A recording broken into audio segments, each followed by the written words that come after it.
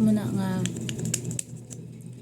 mas gustuhon ko na lang mahipos kaysa ihambal ko kung ano ako nga ginabatyag. Kaya amo man gyapon i-invalidate. I want someone to hear lang naman, to listen, to hear all my thoughts, to hear all my bad days, bad feelings like that. Hindi kayo invalidate nga ano ginapaka-stressan mo da, ano ginaibibi mo dra, ang ara naman sa imo tanan. Ikaw na laman isa nagabuhi sa imo kaugalingon.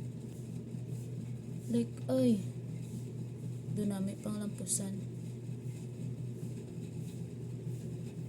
nga ano ha, di na ko pwede maggibi, di na ko pwede mamroblema.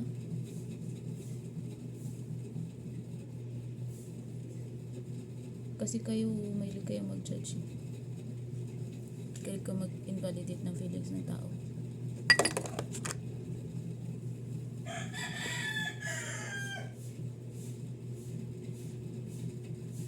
Ipusa balang baba kung wala naman may ambal mayo tarong